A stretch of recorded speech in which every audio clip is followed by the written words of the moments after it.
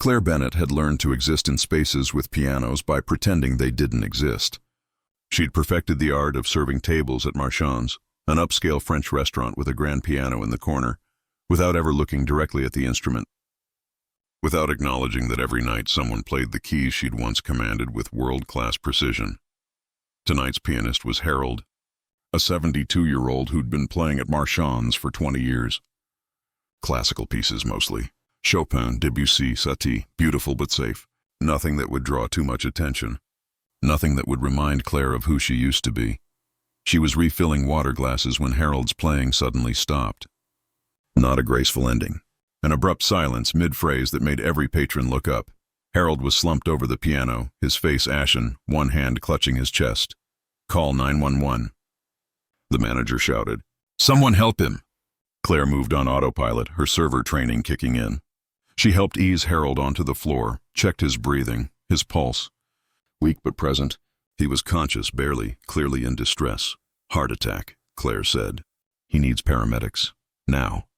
But as the restaurant erupted into controlled chaos, managers calling emergency services, patrons whispering, staff hovering uncertainly, Claire noticed something else.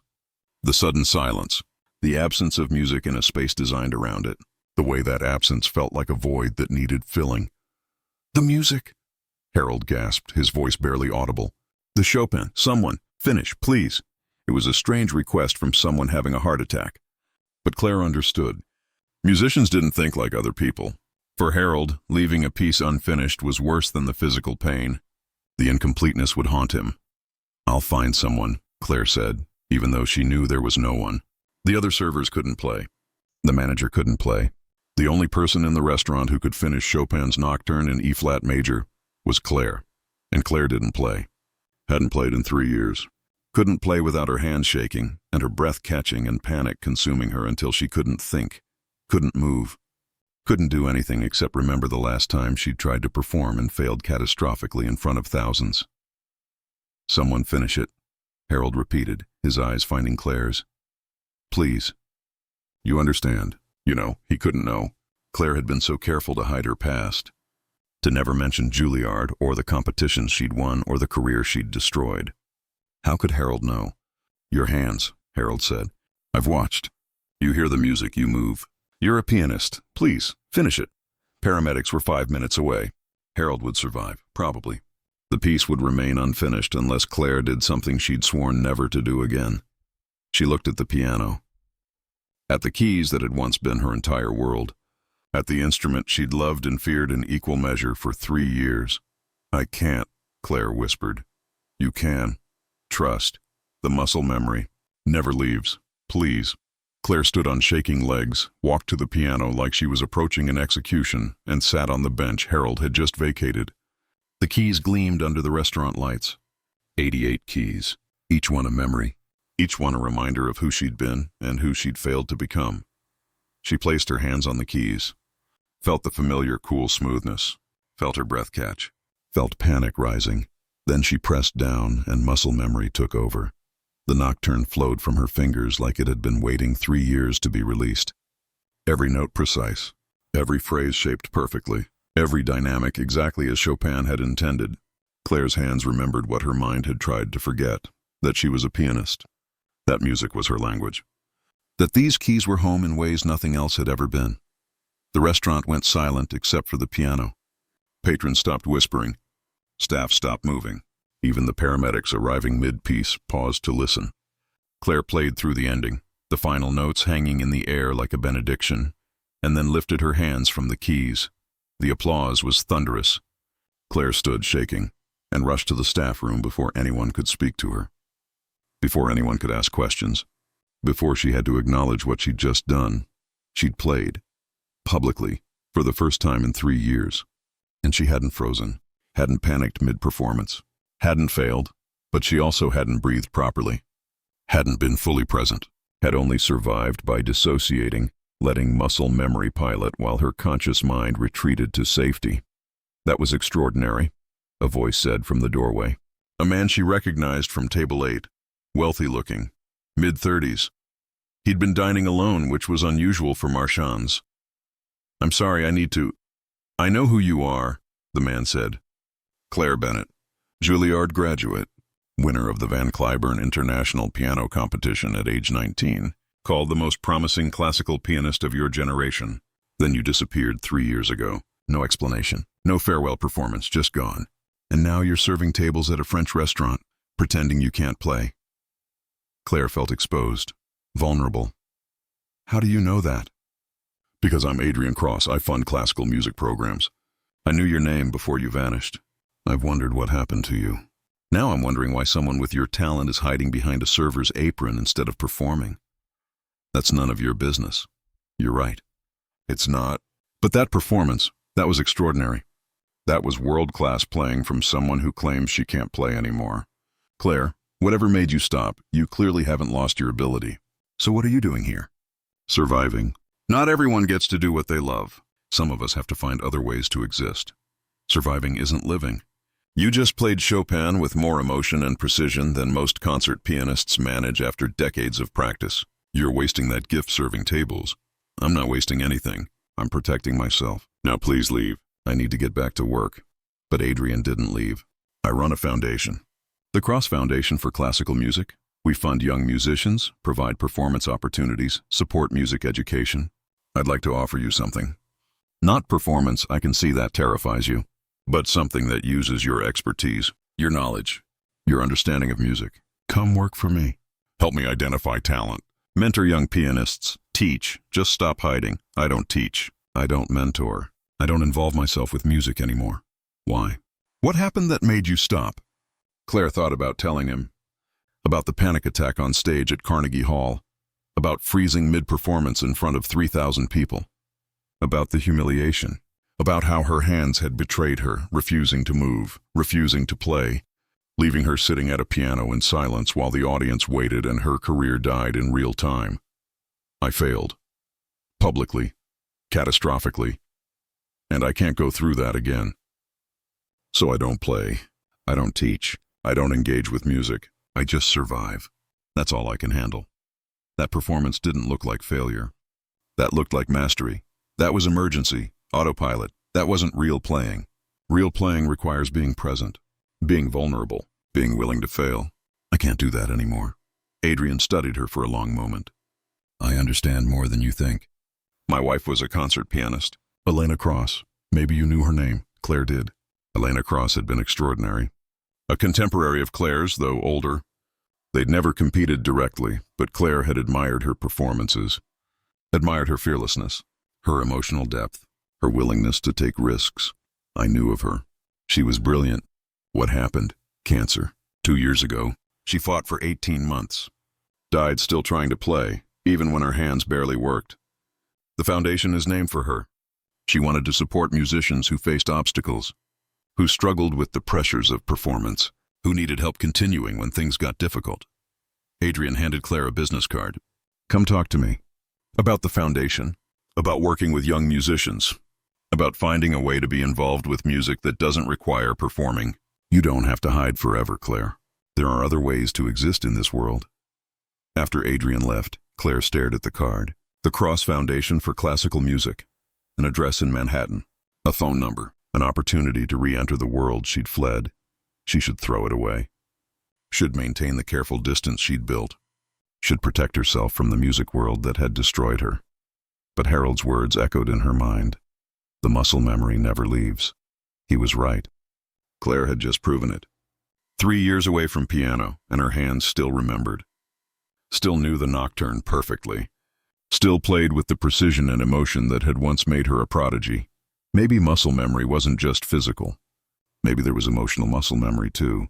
Maybe some part of her still knew how to be a musician, even if the performance part was broken. Claire pocketed the card and returned to work. Served tables. Avoided the piano, which felt more present now than it had in 3 years. Felt the weight of what she'd done. Played publicly. Survived it. Proven something she'd thought impossible. When her shift ended, she walked past the piano on her way out. Let herself look at it directly for the first time in months. Let herself remember what it felt like to play. What it felt like to speak in music instead of words. Her phone buzzed. A text from an unknown number. This is Adrian. I got your number from the restaurant manager. I hope that's not too forward. I meant what I said. The foundation could use someone like you, even if you never perform again. Think about it. AC Claire should be angry about him getting her number without permission. Should delete the text and block him and maintain her carefully constructed distance from everything music-related. But standing in front of that piano, remembering how it felt to play after 3 years of silence, Claire found herself typing, "I'll think about it." But no promises. CB, that's all I ask. Thinking about it is a start. Claire went home to her tiny apartment and did something she hadn't done in 3 years. She looked up videos of herself performing. Found recordings from competitions, from recitals, from the performances before everything fell apart. Watched herself play with confidence and joy and fearlessness. Watched the Claire who loved performing, who lived for the stage, who was everything current Claire wasn't. Then she watched the video she'd avoided for 3 years. The Carnegie Hall performance, the panic attack, the failure. It was as bad as she remembered. Worse, maybe. The way she froze mid-Rachmaninoff. The way her hands stopped moving. The way she sat there, paralyzed, while 3,000 people waited. The way she eventually stood and walked off stage without finishing. Without explanation. Without anything except shame. That was who she was now. Not the prodigy. Not the promising young pianist. The girl who froze. The girl who failed. The girl who couldn't handle pressure. But she'd played tonight. Had finished Chopin. Had proven that her hands still worked. That the music was still inside her somewhere. Maybe Adrian was right. Maybe there were ways to exist in music that didn't require performing. Maybe she could help young musicians without having to be one. Maybe surviving wasn't the only option. Maybe, possibly, living was still available. If she was brave enough to try, Claire agreed to meet Adrian at the Cross Foundation offices 3 days later. She told herself it was just a conversation, just exploring options, nothing that required commitment or vulnerability or returning to the world that had broken her. The foundation occupied the top floor of a building in Midtown, with floor-to-ceiling windows overlooking Central Park and a waiting area that featured photographs of musicians, some famous, some unknown, all clearly passionate about their craft. "Claire, thank you for coming." Adrian greeted her personally, which felt unusual for someone of his wealth. Most billionaires had assistants handle these things. "Come see what we do." He showed her practice rooms equipped with world-class pianos, recording studios where young musicians could create professional demos, a small concert hall that seated 100 people, library shelves filled with sheet music, offices where teaching happened. Everything a struggling musician might need to develop their craft. "We support about 60 musicians currently," Adrian explained, providing instruments, practice space, mentorship, performance opportunities, and financial support, so they don't have to work 3 jobs to afford pursuing music. Elena started this 5 years ago. She'd struggled financially early in her career, wanted to help others avoid that struggle. "It's beautiful, but I don't understand what you want from me. I'm not a teacher. I'm not a mentor. I'm barely a pianist anymore.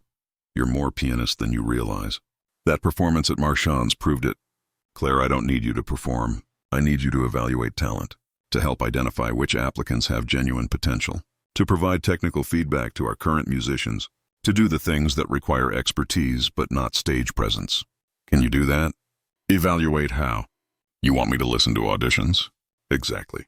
We receive hundreds of applications annually. I fund music, but I'm not a musician.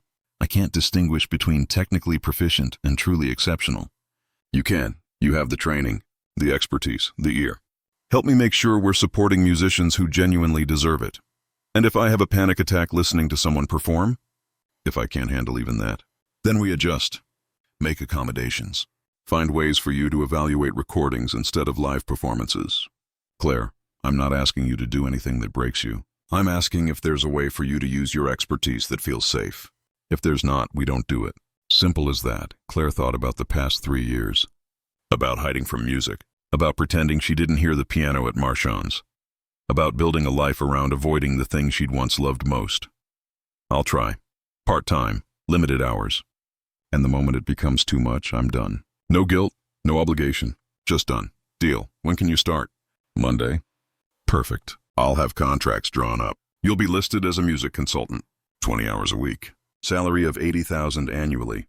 Is that acceptable? It was more than double what Claire made waitressing.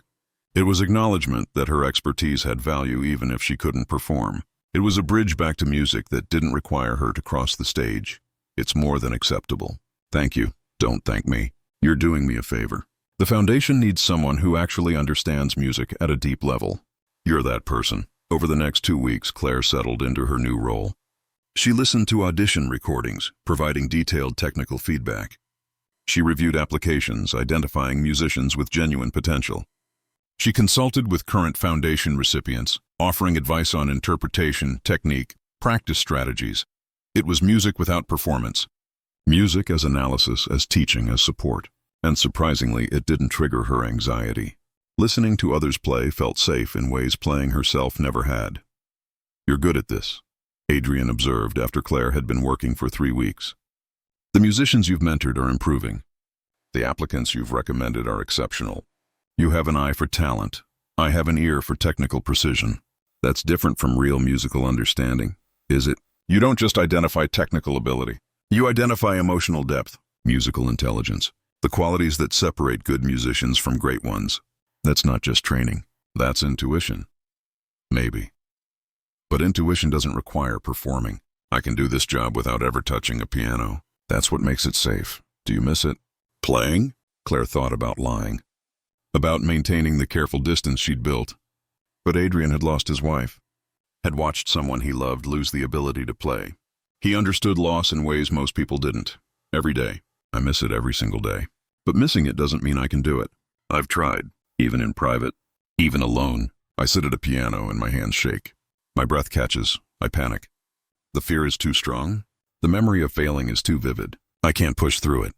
What if you didn't have to push through? What if you could play without pressure? Without performance? Just playing for yourself? I've tried that. It doesn't work. Even alone, I'm performing. Even without an audience, I'm evaluating. The pressure is internal. The fear doesn't care if anyone's watching. Then maybe the fear needs to be addressed differently. Not pushed through. Not ignored. But actually treated.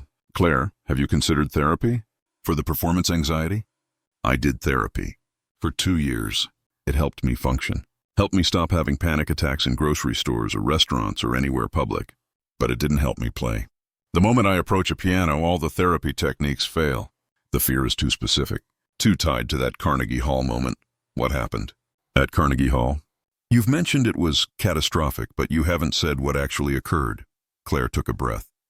She rarely talked about this. Rarely let herself remember in detail. But Adrian was listening with genuine interest, not judgment. That was rare. It was supposed to be my breakthrough performance. Carnegie Hall, Rachmaninoff's Piano Concerto No. 2. I'd prepared for months, knew every note perfectly. Walked on stage confident. Started playing. Then about 5 minutes in, I froze. Not musically, physically, my hands just stopped. My brain knew what came next. My hands wouldn't execute. I sat there for what felt like hours, but was probably 30 seconds. The orchestra stopped. The conductor looked confused. 3,000 people were silent. And I couldn't move, couldn't play, couldn't do anything except experience total paralysis while everyone watched. Finally, I stood up and walked off stage. No explanation, no apology, just left. And I haven't performed since. That sounds terrifying. It was. It still is. Every time I think about playing, I remember that moment. That feeling of complete helplessness, of public failure, of being unable to do the one thing I'd spent my entire life learning to do. How do you recover from that? I don't know. But Elena dealt with something similar. Not performance anxiety, but fear. After her diagnosis, she was terrified of her last performance. Terrified of failing while people watched. Terrified her cancer would make her unable to play well. She performed anyway. Not because she'd conquered the fear, because she decided the music mattered more than the fear. That's brave. I'm not that brave. You don't have to be. You just have to want music more than you want safety. Do you? Claire didn't know how to answer that. Music had been her entire identity until it broke her. Now safety was her identity. She didn't know if she could or should trade one for the other. That evening, Claire stayed late at the foundation. The building was empty. Practice rooms dark. Concert hall silent. She stood outside one of the practice rooms, looking at the piano through the window. She could go in, could play. No one would hear. No one would judge. It would just be her and the music. But her hands were already shaking, her breath already shallow. the fear already rising. "You're still here." Adrian appeared beside her. "I thought everyone had left. I was thinking about trying, about playing, but I can't make myself go in. Want company? Sometimes fear is less overwhelming with someone else present. You want to watch me potentially have a panic attack? I want to support you trying, whether you succeed or fail. Claire, you don't have to do this alone. You've been alone with this fear for 3 years. Maybe that's part of the problem. Maybe you need someone who won't judge the failure, who will just be present while you try." Claire looked at Adrian, at his genuine offer of support, at the possibility that maybe she didn't have to face this terror alone. "Okay, come in. But if I panic, don't try to fix it. Just let me process. I know how to handle panic attacks. I just need space to work through them." They entered the practice room together. Claire sat at the piano, hands shaking. Adrian sat in the corner, quiet and non-intrusive, present but not pressuring. Claire placed her hands on the keys, felt the familiar panic rising, felt her breath catch, felt the memory of Carnegie Hall threatening to overwhelm her. "Talk to me," she said. "About anything, about Elena, about music. Just talk. I need distraction." Elena loved Chopin, said his nocturnes were like conversations with the universe. She'd play them late at night when she couldn't sleep, during treatment, during pain, during fear. The music was constant, was home. Even when her body was failing, the music remained. Claire listened to Adrian talk about his wife, about her love of music, about how she'd played until the very end, about how music had been her companion through impossible pain. And while listening, Claire pressed down on the keys, started playing, a simple nocturne, nothing complex, nothing that required technical precision. Just music, just sound. Her hands shook, her breath remained shallow, but she played, all the way through, without freezing, without stopping, without catastrophic failure. "You did it," Adrian said quietly. "I did it with distraction. That's not real playing. That's just executing notes. It's still playing. It's still music. Claire, you just played for the first time in 3 years without stopping. That's progress. Don't dismiss it because it wasn't perfect. But it wasn't real. I wasn't present. I was just distracting myself from fear. So what? You played. You proved you can. The fear is still there, but you played anyway. That's courage. That matters." Claire looked at her hands on the keys, at the piano that had been her language and her prison, at the possibility that maybe, slowly, painfully, she could find her way back to this. "Can I try again? Tomorrow? With you here? Every day if you want. I'll be here. Supporting. Not pressuring, just present." Over the next month, Claire and Adrian developed a routine. Every evening after foundation hours, they'd go to a practice room. Adrian would sit in the corner, talking about Elena, about music, about anything that kept Claire's mind occupied. And Claire would play. Small pieces, simple nocturnes, nothing demanding, nothing that required full presence. But she was playing, and slowly, incrementally, the fear was loosening its grip. 3 months into working at the foundation, Claire had developed a comfortable routine. She evaluated talent during the day, mentored young musicians, and practiced with Adrian's support in the evenings. The panic was still there, but manageable, controllable, no longer paralyzing. Then Adrian asked her to do something that shattered her carefully constructed safety. "We're hosting a small recital next month, 10 foundation recipients performing for donors. I'd like you to play. Just one piece, 5 minutes. A small audience of 50 people who are already supporters of young musicians. No critics, no pressure, just playing." Claire felt her chest tighten immediately. "No, absolutely not. That wasn't part of our agreement." "I know. I'm not requiring it. I'm asking." "Claire, you've been practicing for 3 months. You can play full pieces without panicking now. You're ready for a small audience. I'm not ready. I'll never be ready. Adrian, I can barely play alone with you in the room. 50 people? That's impossible." "It's not impossible. It's just scary. There's a difference. Claire, you've let fear control you for 3 years. At some point, you have to decide if you're going to live with that fear forever, or if you're going to challenge it. That's easy for you to say. You're not the one who froze on stage at Carnegie Hall. You're not the one who knows exactly how catastrophic public failure feels. You're not risking anything. You're right, I'm not. But I watched Elena risk everything every time she performed while dying. Watched her push through pain and fear because the music mattered more. She taught me that courage isn't absence of fear. It's doing things despite fear. You have that courage. You've proven it by playing again. Now prove you can do it with an audience. What if I freeze? What if I repeat Carnegie Hall? What if I humiliate myself in front of your donors? Then you freeze, and we handle it. Claire, the worst-case scenario isn't death. It's temporary embarrassment. You've survived that before. You'll survive it again if it happens. But what if it doesn't? What if you play beautifully? What if you prove to yourself that Carnegie Hall was an anomaly, not a definition? Claire wanted to refuse, wanted to maintain the safety she'd built. But Adrian's words echoed. Courage isn't absence of fear. Elena had played while dying. Claire couldn't play while healthy because she was afraid. That felt cowardly, weak, one piece, 5 minutes. And if I freeze, you don't try to rescue me. You let me walk off stage with whatever dignity I can manage. Deal? Deal.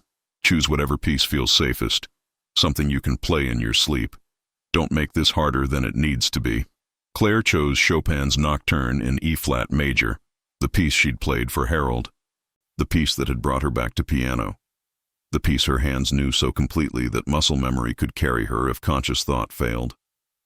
She had 4 weeks to prepare, 4 weeks to practice, 4 weeks to convince herself this was possible. The panic attacks started immediately. Not while playing. She could still play in the practice room with Adrian present. But at night, in her apartment, in grocery stores, sudden overwhelming terror at the thought of performing, at the memory of failure, at the possibility of repeating Carnegie Hall. You're spiraling, Adrian observed one evening when Claire arrived at the foundation, pale and shaking. The recital is still 3 weeks away. You can't maintain this level of anxiety for 3 weeks. I don't know how to stop it. Every time I think about performing, I remember Carnegie Hall. I remember the paralysis, the humiliation, the feeling of being trapped in my own failure while thousands watched. How do I perform when that memory is so vivid? You remember that this isn't Carnegie Hall. This is 50 supportive donors in a small concert hall. People who want you to succeed. People who understand that musicians are human and sometimes fail. The stakes are completely different. The stakes feel the same. Public performance. Potential failure. Everyone watching while I either succeed or humiliate myself. That's the same, regardless of audience size. Then change how you think about it. You're not performing for them. You're playing for yourself. They just happen to be present. The music isn't about them. It's about you reclaiming something fear took from you. Focus on that. Focus on proving to yourself that you can do this. Claire tried to hold on to that perspective, tried to remember that this was about her, not the audience. But the fear was relentless. Intrusive thoughts during the day, nightmares at night, constant physical anxiety, racing heart, shallow breathing, tension that wouldn't release. 2 weeks before the recital, Claire had a full panic attack during practice. She was playing the Nocturne, had played it successfully dozens of times, when suddenly her hands stopped. Her breath caught. Her vision narrowed. She was back at Carnegie Hall, back in that moment of paralysis, back in the failure. Claire, you're safe. You're at the foundation. You're not at Carnegie Hall. Focus on my voice. You're safe. Adrian's voice was distant. Claire heard him but couldn't respond, couldn't move, couldn't do anything except experience overwhelming terror and the certainty that she couldn't do this, couldn't perform, couldn't risk repeating this feeling in front of an audience. It took 20 minutes for the panic to subside. 20 minutes of Adrian sitting quietly nearby, not touching her, not pressuring her, just being present while she fought through the attack. I can't do the recital, Claire said when she could finally speak. I can't risk this happening on stage. I thought I was ready. I'm not. You had a panic attack during practice. That's not the same as having one during performance. Claire, you've been practicing this piece for months. Your hands know it completely. Even if you panic, muscle memory will carry you through. You won't freeze the way you did at Carnegie Hall. You're too prepared. You don't know that. You can't promise I won't freeze. You're right, I can't. But I can tell you that you're stronger now than you were 3 years ago. You've faced this fear repeatedly. You've played despite it. You've proven you can do this in practice. Performance is just practice with an audience. Performance is nothing like practice. The pressure, the stakes, the awareness that people are watching and judging, that changes everything. So what do you want to do? Cancel? Let fear win? Prove to yourself that Carnegie Hall permanently broke you? Or try, risk failure? Prove that even if you fail, you're brave enough to try again? Claire thought about Elena, about playing while dying, about courage being action despite fear, about whether she wanted to spend the rest of her life hiding or whether she wanted to try to reclaim the thing fear had stolen. I'll try. But Adrian, I need you to understand. If I freeze, if I fail, I don't know if I can recover from that again. This might be my only chance. If I repeat Carnegie Hall, that proves I'm permanently broken. I don't know if I can live with that certainty. Then we'll make sure you don't freeze.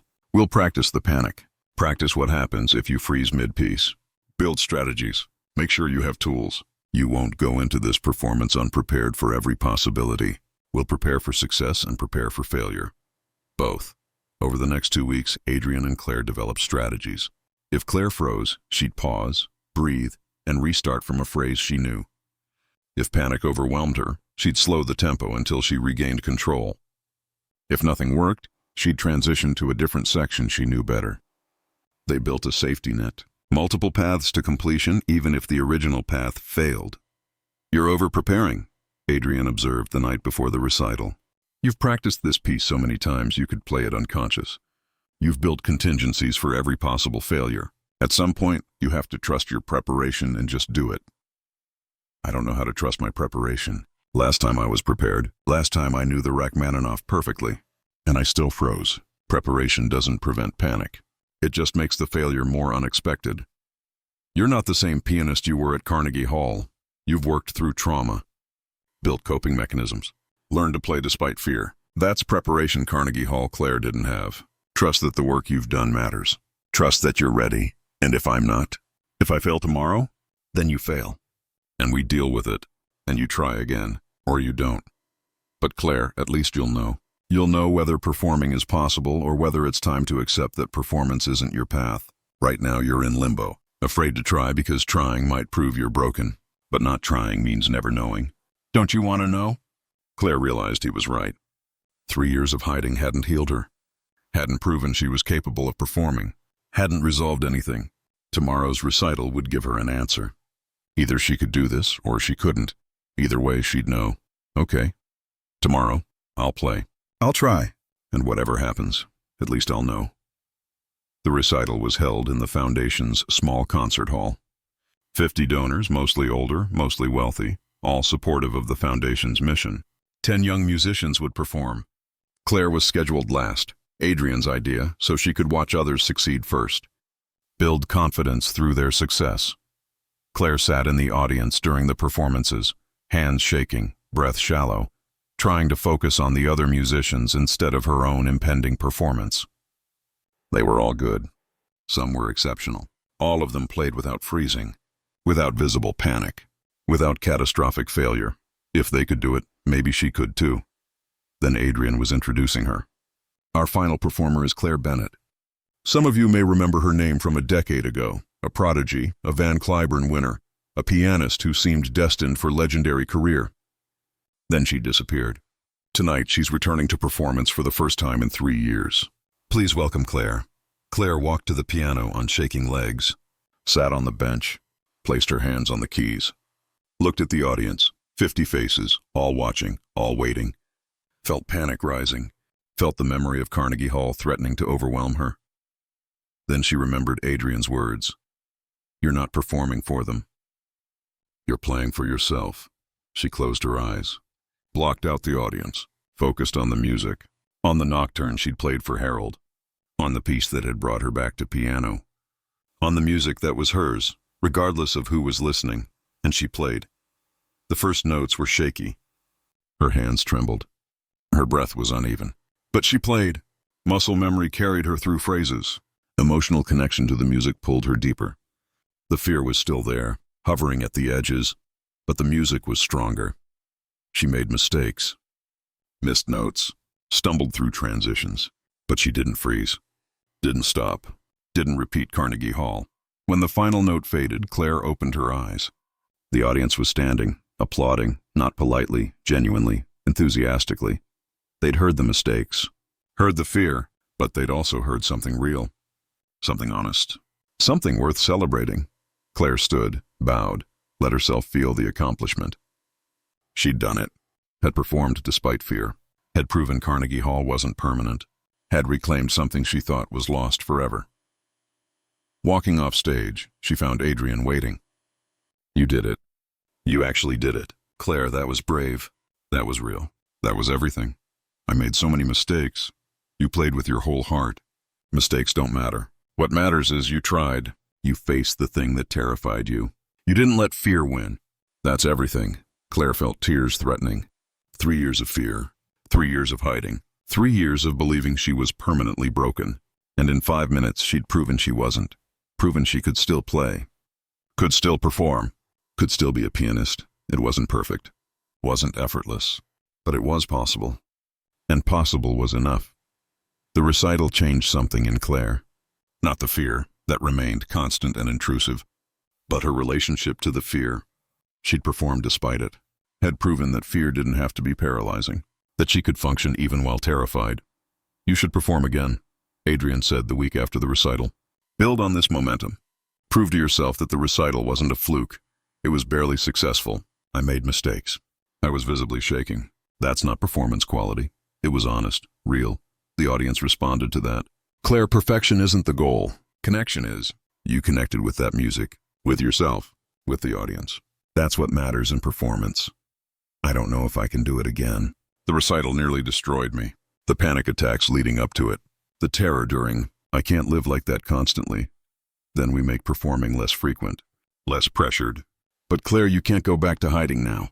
Not after proving you can do this." But Claire wanted to hide, wanted to retreat to safety. The recital had been overwhelming in ways she hadn't anticipated. Not just the fear, but the exposure. People now knew who she was. Knew she'd disappeared. Knew she'd failed at Carnegie Hall. The foundation's donors had been supportive, but the classical music world was small. Word would spread. People would talk. Her failure would be remembered alongside her attempt to return. "I'm not ready for the scrutiny," Claire admitted. "I barely survived the recital. I can't handle people discussing my breakdown, analyzing what happened at Carnegie Hall, speculating about why I disappeared. That's too much exposure. Then we control the narrative. You tell your story. Explain what happened. Take ownership of the breakdown instead of letting others define it. How? Hold a press conference about my mental health crisis? That's humiliating. It's honest. Claire, you had performance anxiety. That's not shameful. It's human. Many musicians struggle with it.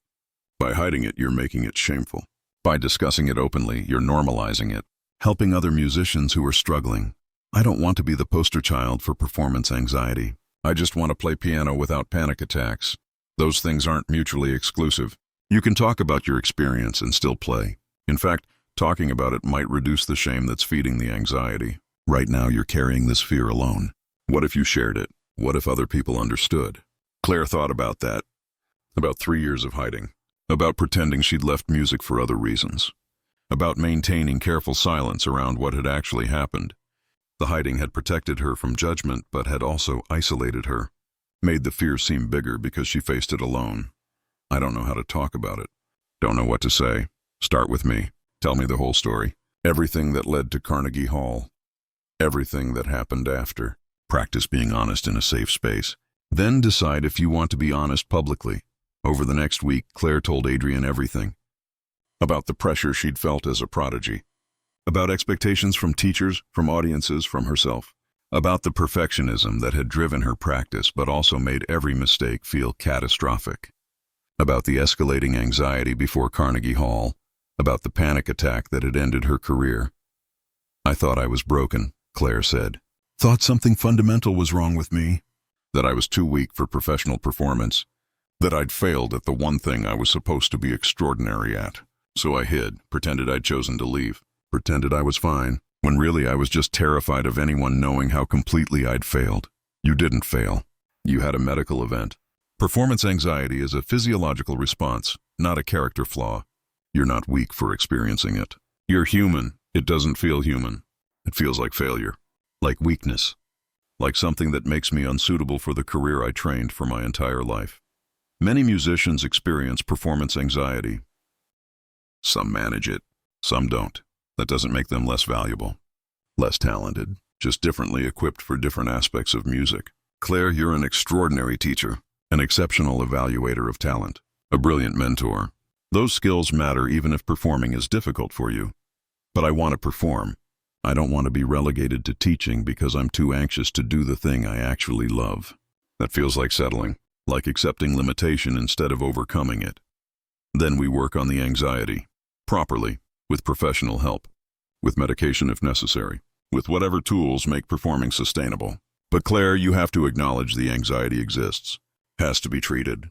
Isn't something you can just push through with willpower. I tried therapy. It didn't help the performance anxiety.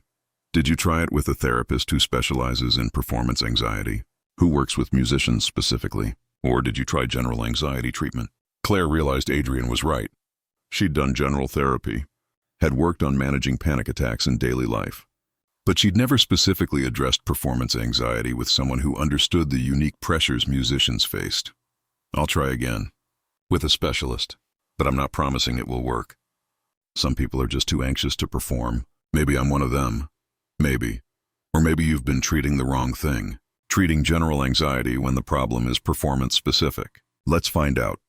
Adrian connected Claire with Dr. Sarah Chen, a psychologist who specialized in performance anxiety for musicians. She'd worked with dozens of professional performers, helping them manage stage fright without medication or avoidance. Performance anxiety is incredibly common, Dr. Chen explained during their first session. About 70% of musicians experience it to some degree, but it's rarely discussed because there's shame around it. Musicians are supposed to love performing. Admitting you're terrified of it feels like admitting you're not a real musician. That's exactly how it feels. Like my anxiety proves I don't belong in music. But that's not what anxiety proves. It just proves you care deeply about doing well. That the stakes feel high. That you're invested in the outcome. Anxiety is the result of caring too much, not too little. Claire, your anxiety doesn't make you unsuitable for performance. It makes you human. We just need to give you tools to manage it. Over the next 3 months, Claire worked with Dr. Chen on reframing her relationship to performance, on separating her self-worth from her playing, on accepting that mistakes were normal, not catastrophic, on building tolerance for discomfort without letting it become paralyzing. You've been treating performance like a test you can fail, Dr. Chen observed. Like there's a right way to play and any deviation is wrong. But music isn't pass-fail. It's communication, expression, connection. You can communicate imperfectly and still connect. You can make mistakes and still create something beautiful. But at Carnegie Hall, I didn't just make mistakes. I froze completely. That wasn't imperfect communication. That was no communication. Because the pressure had built to unsustainable levels. Because you'd tied your entire identity to perfection. Because one performance felt like life or death. We're working to change that. To make performing less existential. Just playing piano in front of people instead of proving your worth as a human being. Claire understood intellectually what Dr. Chen was saying. But emotionally, performing still felt existential. Still felt like proving she deserved to exist in music. Still felt like the difference between being valuable and being worthless. I don't know how to separate my identity from my playing. I've been a pianist since I was 4 years old. It's not just what I do, it's who I am. How do I perform without that identity being tested? By building identity outside of piano. By becoming someone who plays piano instead of someone who is piano. By having worth that exists independent of performance. Claire, what do you value about yourself that has nothing to do with music? The question stopped Claire completely. She couldn't think of anything. Her entire self-concept was built around being a pianist, being good at piano, being valued for her musical ability. Without that, who was she? I don't know. I've never thought about it. I've always been the pianist. The prodigy, the one who is going to be extraordinary. That's my entire identity. Then we need to build a broader identity. Find things you value about yourself beyond performance. Qualities that exist whether you're playing or not. Otherwise, every performance will feel like your entire self is being evaluated. That's too much pressure for anyone. Over the following weeks, Claire worked on identifying non-musical aspects of herself she valued. Her kindness, her ability to help young musicians, her patience, her analytical mind. Slowly, painfully, she built an identity that included piano but wasn't entirely defined by it. "I'm starting to understand what you meant," Claire told Dr. Chen, "about separating self-worth from performance. I still care deeply about playing well, but it doesn't feel quite as life or death anymore. Like maybe I could make mistakes and still be okay." That's significant progress. Now we need to test it.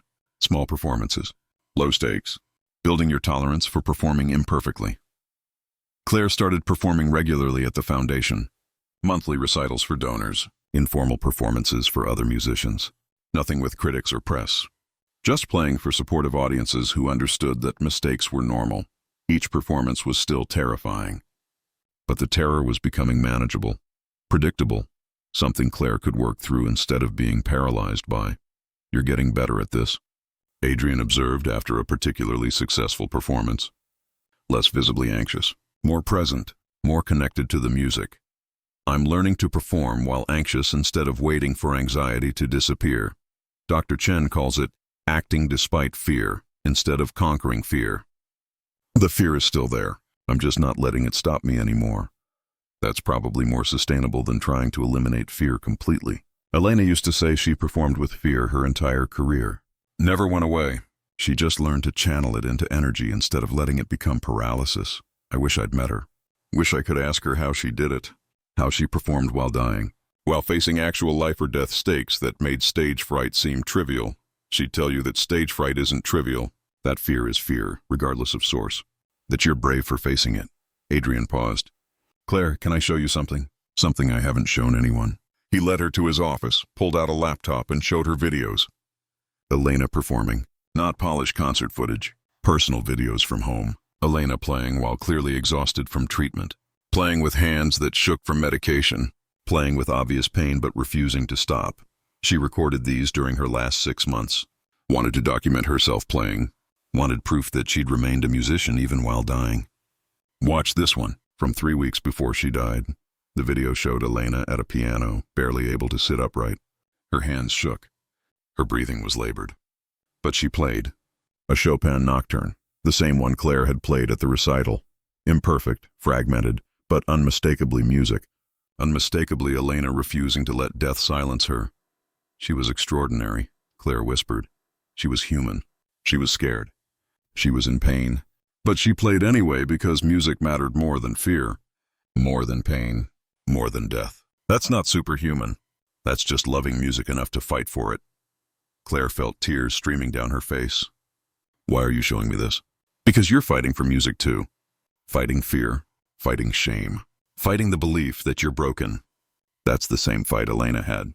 Different obstacles, same determination. "I want you to see that you're not alone in this. That fighting for what you love is always worth it. Even when it's hard. I don't know if I'm as brave as she was. You don't have to be. You just have to be brave enough for your own fight. Brave enough to keep trying. Brave enough to perform despite fear. You're already doing that. Already proving you're not broken. Already reclaiming what Carnegie Hall tried to take from you." Claire watched the video again. Elena playing while dying. Choosing music over comfort. Choosing expression over silence. Choosing to be a musician until the very end. "Okay, I'll keep performing. Keep facing the fear. Keep proving I can do this. Not because I'm brave like Elena. Because music matters enough to fight for. Even when fighting is terrifying, that's all courage is. Doing things that matter despite being scared. You have that. You've proven it." 6 months after the small recital, Adrian proposed something that terrified Claire more than anything since Carnegie Hall. A full concert. Not 50 supportive donors. 200 people. A proper venue. Professional recording. Critics invited. A real return to professional performance. "You're ready," Adrian said. "You've been performing monthly. You're managing the anxiety. You're playing beautifully. It's time for a real concert. I'm not ready. Monthly recitals for friends are completely different from a professional concert with critics. That's the level of scrutiny that destroyed me at Carnegie Hall. I can't do that again. You're not the same pianist you were at Carnegie Hall. You've worked through trauma, built coping mechanisms, learned to perform with anxiety instead of being paralyzed by it. Claire, you're ready for this. You just have to believe it. Believing it doesn't make it true. What if I freeze? What if I prove that I can handle small supportive audiences but crack under real pressure? That's worse than not trying. That proves the limitation is permanent, or you prove you've overcome the limitation. Claire, at some point you have to test yourself at the level you actually want to perform at. Small recitals aren't your goal. Concert halls are. This is that test. Claire wanted to refuse, wanted to maintain the safety of small performances.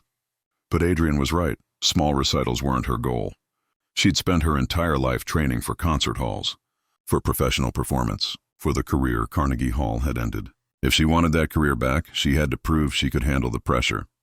One concert, solo recital. I choose the program. If I freeze or fail, we don't try again. That's the deal. One chance to prove I can do this. One concert. Your program. And Claire, you won't fail. I've watched you perform for 6 months. You're ready. You believe I'm ready. That's different from me being ready. But I'll try. That's all I can promise. Claire spent 2 months preparing. She chose a program of pieces she knew intimately. Chopin nocturnes, Debussy preludes, pieces that lived in her muscle memory so completely that even panic couldn't entirely erase them. She worked with Dr. Chen on managing performance anxiety in high-stakes situations. She performed the program repeatedly at the foundation, building confidence through repetition. But as the concert date approached, the panic attacks returned. Worse than before the small recital. Night terrors, daytime anxiety, constant physical symptoms, racing heart, shallow breathing, nausea. Her body remembered Carnegie Hall, remembered catastrophic failure, anticipated repeating it. You're spiraling again, Adrian observed 2 weeks before the concert. The anxiety is consuming you. Claire, we can postpone. Give you more time. More time won't help. The anxiety will just continue longer. I need to do this and prove I can, or accept that I can't and stop trying. That's black and white thinking.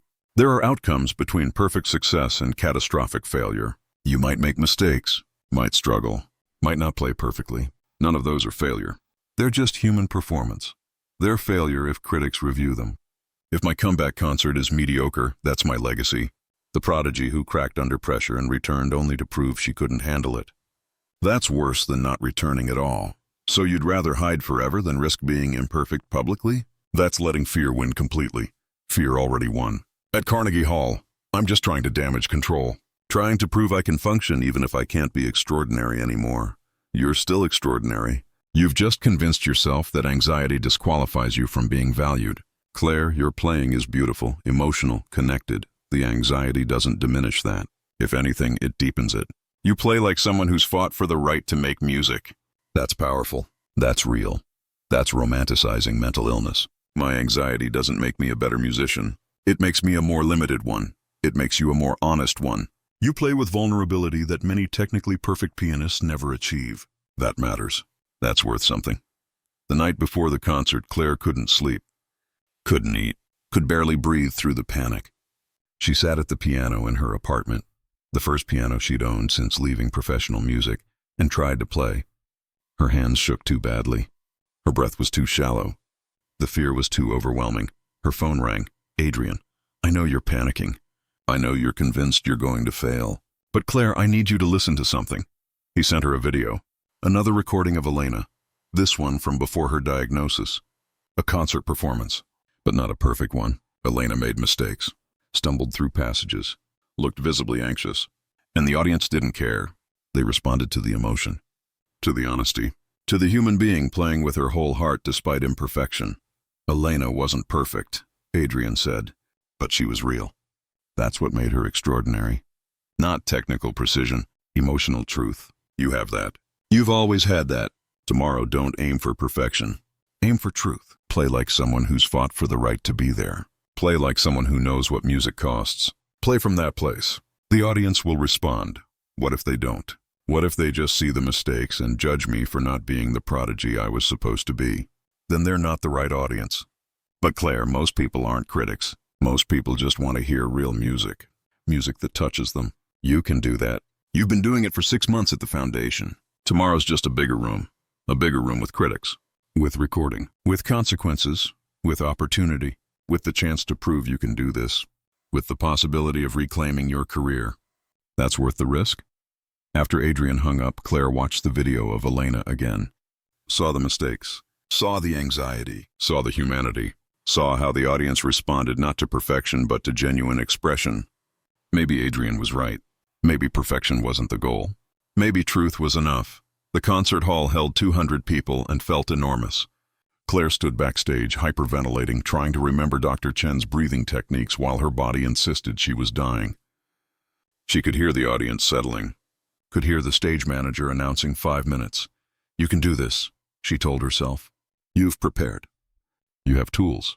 You've performed successfully for 6 months. This is just a bigger version of what you've already done. But her body didn't believe her. Her body remembered Carnegie Hall, remembered paralysis, remembered public humiliation. Her body was preparing for catastrophic failure. Adrian appeared backstage. You're white. You're shaking. You look like you're going to collapse. Claire, talk to me. What do you need? To not do this, to go home, to stop pretending I can handle professional performance when clearly I can't. Look at me. I'm a mess. I can't go on stage like this. Yes, you can. You're anxious. That's normal. That's human. Elena was anxious before every performance. She went on stage anyway. You can too.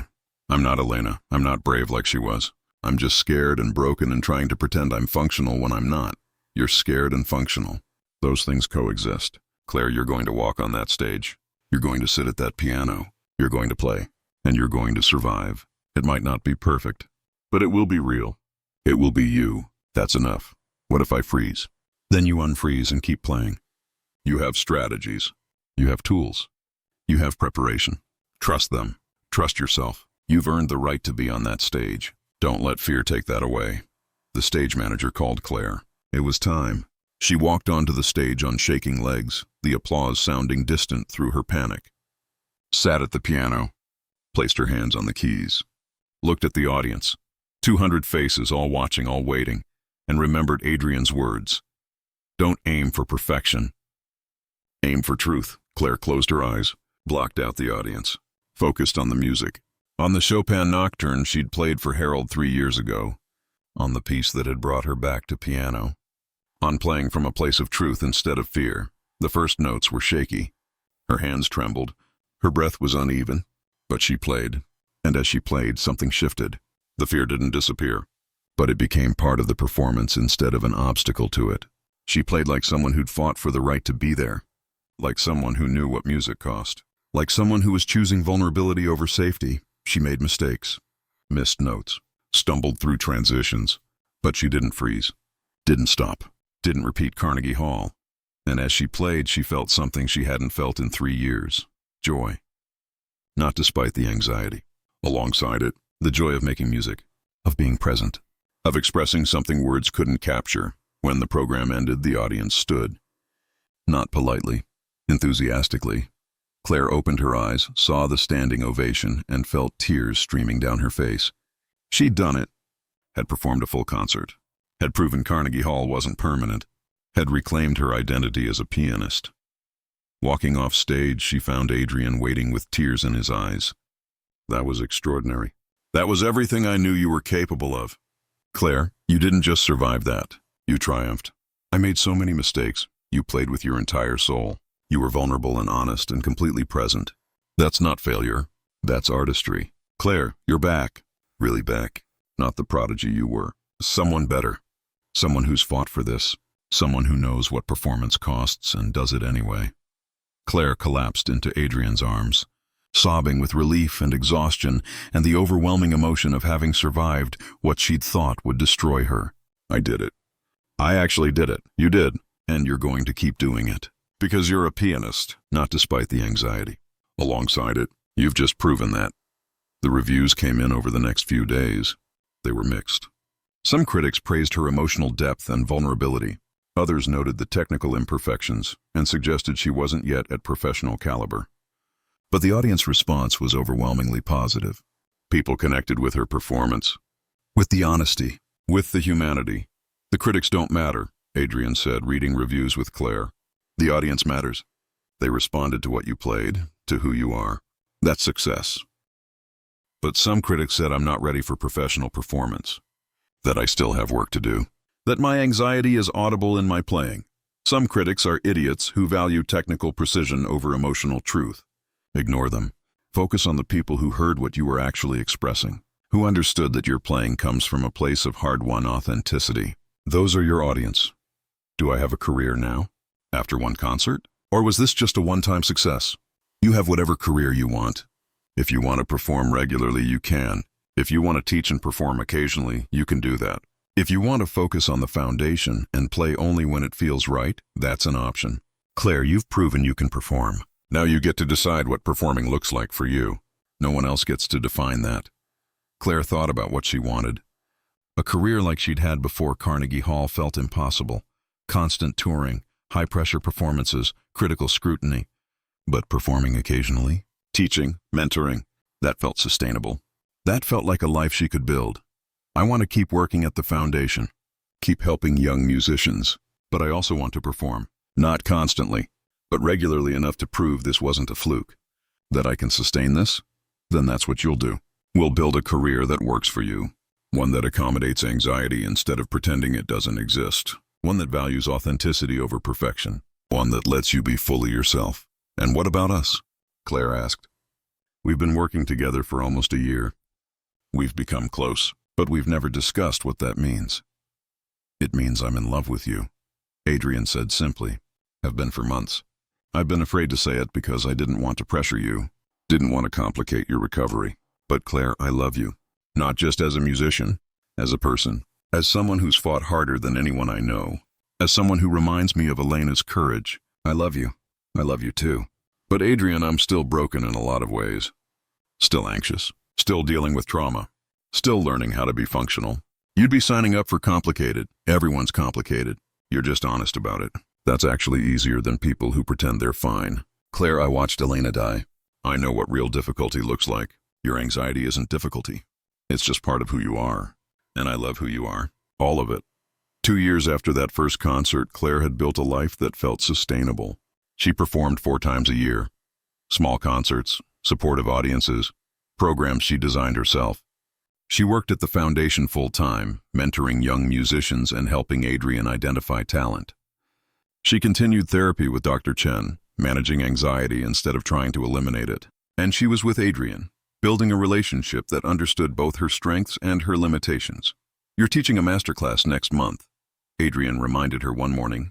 20 advanced students. Are you nervous? Terrified, but manageable terror, not paralyzing terror. I'm learning the difference. That's growth. 2 years ago, teaching a masterclass would have been impossible. Now it's just scary. That's significant progress. But Claire's carefully constructed stability was threatened when she received an invitation she'd never expected. Carnegie Hall wanted her to return. A full recital. Prime season? A chance to reclaim the stage where she'd failed. Absolutely not, was Claire's immediate response. I'm not ready for Carnegie Hall. I'm barely managing smaller venues. Carnegie Hall is where I broke. I can't go back there. What if you could? Adrian asked. What if returning to Carnegie Hall and succeeding would finally close that chapter? Finally prove to yourself that failure wasn't permanent? Or I fail again and prove that Carnegie Hall was right? That I'm not equipped for that level of performance? That I'm permanently limited? I can't risk that. You've been performing successfully for 2 years. You've built an audience. You've proven you can handle pressure. Carnegie Hall is just a bigger version of what you're already doing. Carnegie Hall isn't just bigger. It's the place where I had the worst moment of my life. It's where my career died. It's where I became broken. Going back there feels like voluntarily returning to the site of trauma. Why would I do that to myself?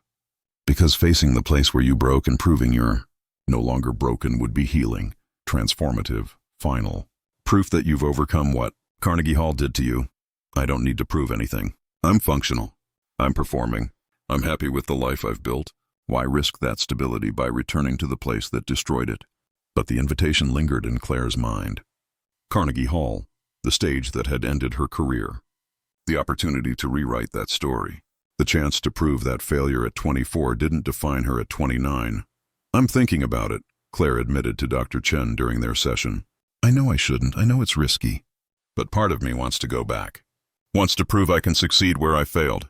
Wants to replace the memory of paralysis with a memory of triumph. That's normal. But Claire, you need to examine your motivations. Are you returning to Carnegie Hall for healing or for validation? Because validation from external sources won't resolve internal trauma.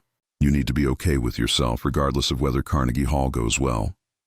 I don't know if I'm okay with myself. I've built a functional life, but I'm still the person who froze at Carnegie Hall.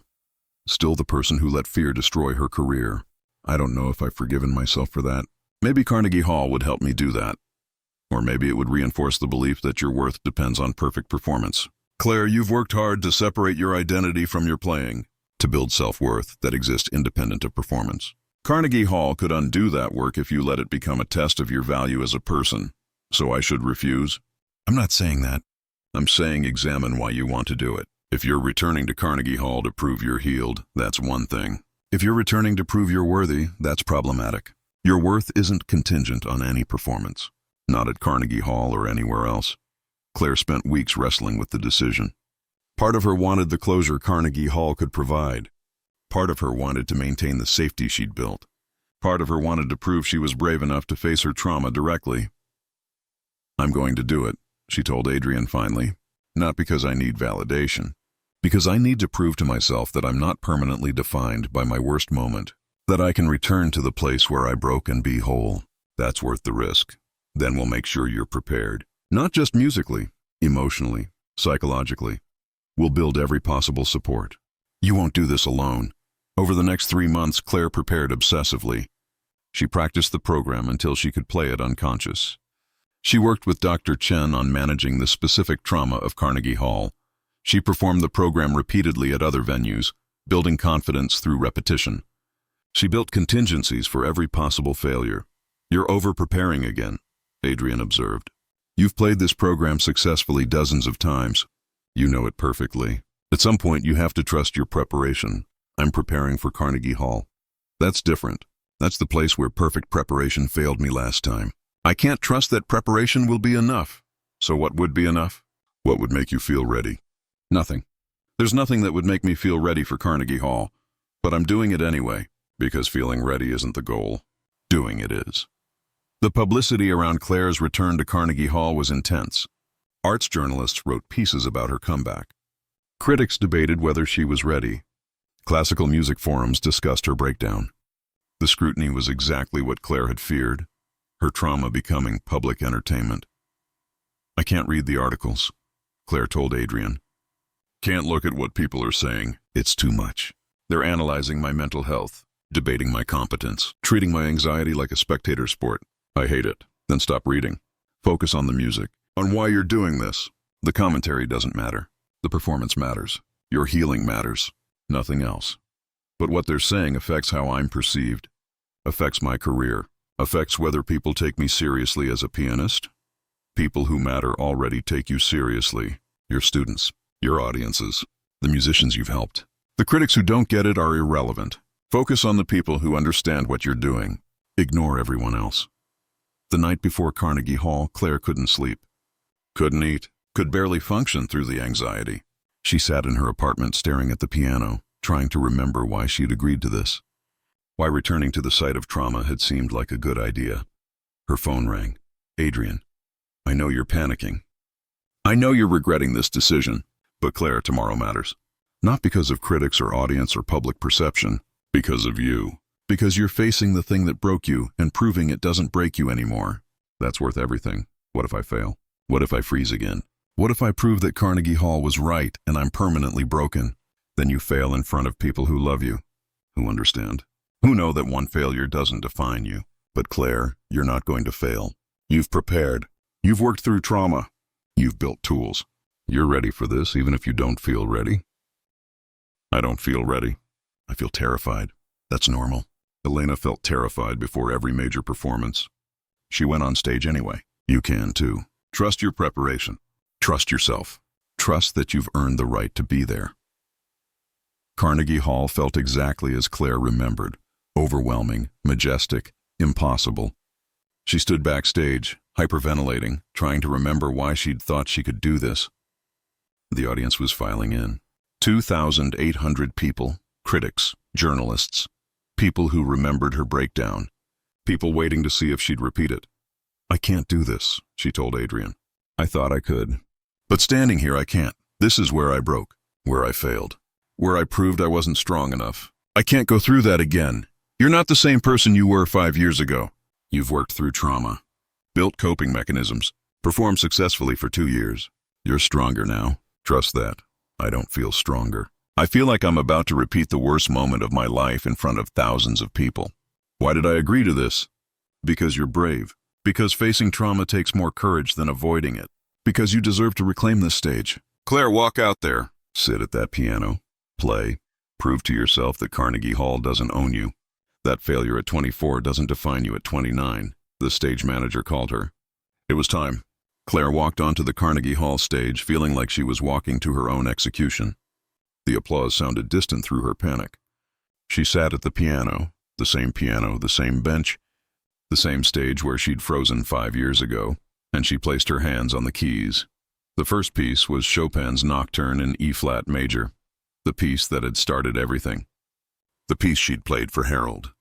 The piece that had brought her back to piano. She played it with every ounce of emotion she possessed. Played it like someone who'd fought for the right to be there. Played it like someone who knew what music cost. She made mistakes. Her hands trembled. Her breath was uneven. But she didn't freeze. Didn't stop. Didn't repeat the paralysis. And as she played, something remarkable happened. The fear began to recede. Not disappear, she was still terrified. But the terror became fuel instead of obstacle. Made her playing more urgent, more honest, more real. She played the entire program. Chopin, Debussy, pieces she'd prepared obsessively. Played them imperfectly but truthfully. Played them as someone who'd overcome trauma, who'd faced her worst fear, who'd returned to the place where she'd broken and proven she was whole. When the final note faded, the audience erupted. Standing ovation, thunderous applause, not just polite recognition, genuine enthusiasm. They'd heard the mistakes, heard the fear, but they'd also heard something real, something honest. Something worth celebrating. Claire stood, bowed, and let herself feel the accomplishment. She'd returned to Carnegie Hall, had performed successfully, had rewritten the narrative, had proven that failure at 24 didn't have to define her forever. Walking off stage, she found Adrian waiting with tears streaming down his face. That was extraordinary. That was everything. Claire, you didn't just perform. You transformed. You turned trauma into art. That's the most courageous thing I've ever witnessed. I did it. I actually did it. Carnegie Hall didn't break me this time. I survived. You didn't just survive. You triumphed. You proved you're not the person who froze 5 years ago. You're someone stronger. Someone who's fought for this. Someone who deserves to be here. The reviews were overwhelmingly positive.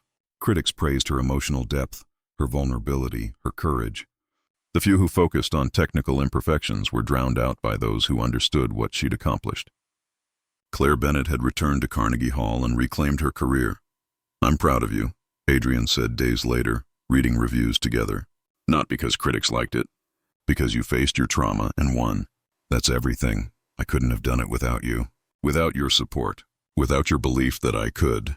Thank you for seeing me, for believing in me, for helping me become someone who could do this. I didn't make you capable. I just witnessed you becoming who you already were, a pianist, an artist. Someone brave enough to face fear and perform anyway. That's always been you." 1 year after Carnegie Hall, Adrian proposed. Not at a concert, not at the foundation, at home, on the couch, after a quiet evening.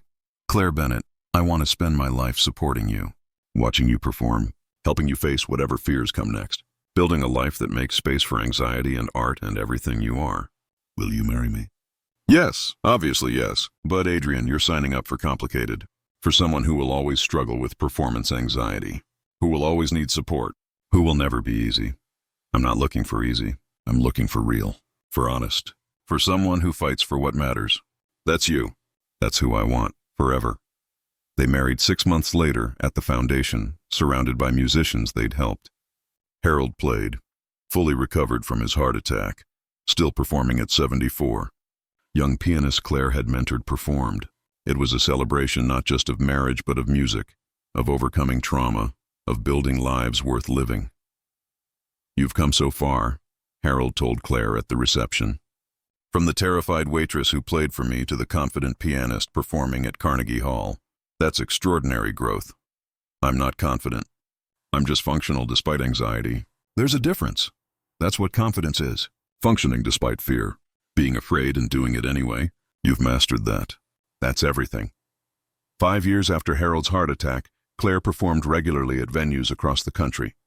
Not constantly.